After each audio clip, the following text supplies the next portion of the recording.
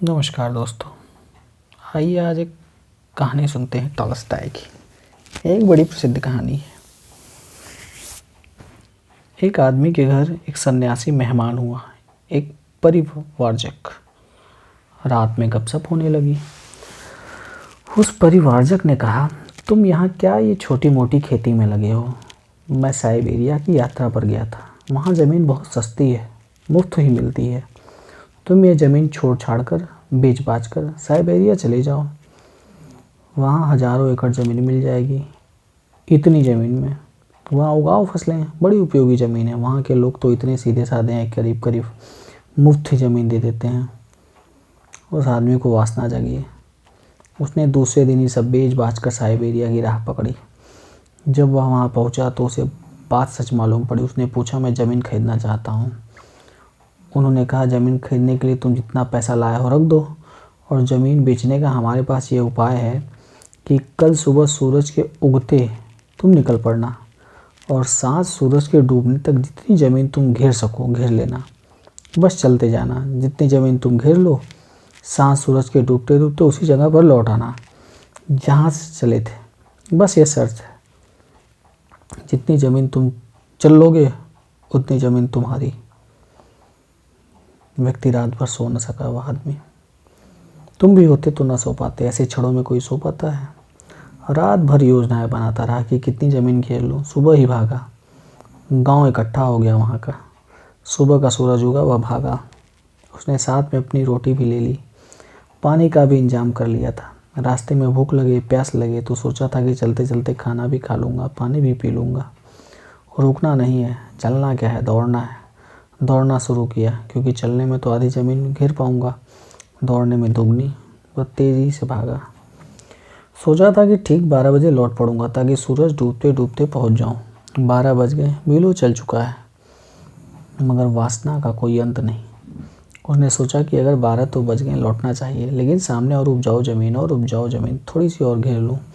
ज़रा तेज़ी से दौड़ना पड़ेगा लौटते समय, एक ही दिन की तो बात है, और ज़रा तेज़ी से दौड़ लूँगा।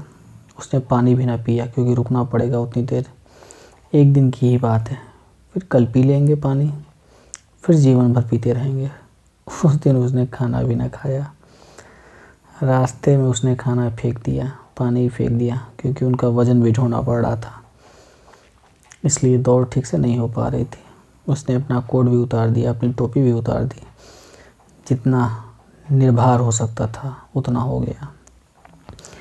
1 बज गया, लेकिन लौटने का मन नहीं होता, क्योंकि आगे और सुंदर भूमि आती चली जाती। मगर फिर लौटना ही पड़ा। 2 बज गए थे। रास्ता लंबा था। अब वह घबराया, सारी ताकत लगाई, लेकिन ताकत तो चूकने के करीब आ गई थी। सुबह से दौड़ रहा था, हाफ रहा था, घबरा रहा था, पहुंच जा पाऊंगा सूरज डूबने तक या नहीं। सारी ताकत लगा दी, पागल होकर दौड़ा, सब दांव पर लगा दिया, और सूरज डूबने लगा। ज़्यादा दूरी भी नहीं रह गई थी। लोग दिखाई पड़ने लगे। गांव के लोग खड़े हैं और आवाज़ दे रहे हैं, आ जाओ आ जाओ आ जाओ। उत्साह से दे रहे हैं कि भागाओ। अजीब सीधे साधे लोग। सोचने लगा मन में, इनको तो सोचना चाहिए कि मैं मर ही जाऊं, तो इनको धन भी मिल जाए और ज़मीन भी। मगर वे बड़ा उत्साह दे रहे हैं कि भागे आओ। उसने आखिरी दम लगा लिया। भागा भागा भागा। सूरज डूबने लगा। इधर सूरज डूब रहा था, उधर वो भाग रहा है। सूरज डूबते डूबते बस जाकर गिर पड़ा। कुल 5-7 गज की दूरी रह गई होगी। घिसटने लगा। अभी सूरज की आखिरी कोर क्षितिज पर रह गई थी, और जब उसका हाथ ज़मीन के टुकड़े पर पहुंचा जहाँ से भागा था, तो सूरज डूब गया। वहाँ सूरज डूबा, यहाँ ये आदमी मर गया।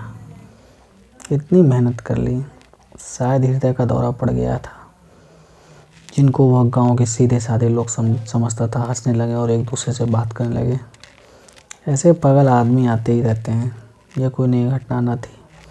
अक्सर लोग आ जाते थे, खबरें सुनकर, और इसी तरह मरते थे। यह कोई अपवाद नहीं था, यह नियम था। अब तक ऐसा एक भी आदमी नहीं आया था जो घेर कर ज़मीन का मालिक बन पाया। धन्यवाद दोस्तों इस कहानी को सुनने के लिए।